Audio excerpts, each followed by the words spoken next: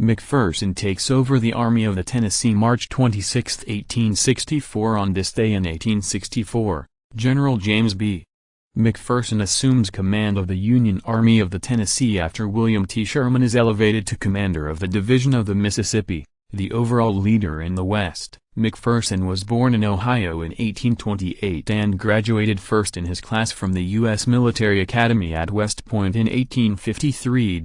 He joined the Army's Engineering Corps as a second lieutenant, and spent the pre-war years in New York City and Alcatraz Island in California. When the Civil War began, McPherson was transferred to the East and promoted to captain. Yearning for combat, he was disappointed when he was assigned to command the forts of Boston Harbor. McPherson contacted General Henry Halleck, commander of the Department of the Missouri and a former acquaintance in California, who summoned him to St. Louis. In Missouri, McPherson helped set up recruiting stations and inspected defenses. McPherson was transferred to General Ulysses S. Grant's command on February 1, 1862. Just as Grant was launching an expedition against Forts Henry and Donelson in Tennessee. McPherson's work in analyzing the defenses of Fort Donelson earned him the respect of Grant, and McPherson's star rose rapidly after the Battle of Shiloh in Tennessee in April 1862. McPherson fought with distinction,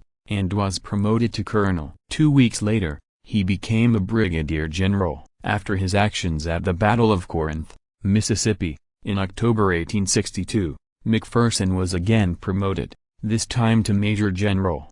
In December, he capped a successful year by taking command of the 17th Corps in Grant's Army of the Tennessee. McPherson served as corps commander throughout 1863, ably leading his men at Vicksburg, Mississippi, and Chattanooga, Tennessee. Grant's promotion to General-in-Chief of all Union forces created a chain reaction of promotions. Grant left for Washington, D.C. and Sherman assumed command in the West, while McPherson inherited the Army of the Tennessee. This force was not an independent command, as it was one of three armies under Sherman's leadership during the Atlanta Campaign of 1864. When the campaign reached Atlanta in July 1864 after 3 hard months of fighting, McPherson was charged with attacking Confederate forces on the northeast side of the city. At the Battle of Peachtree Creek on July 22, McPherson was directing operations when he and his staff emerged from a grove of trees directly in front of the Confederate line. They were ordered to surrender, but McPherson turned his horse and attempted to escape. He was mortally wounded,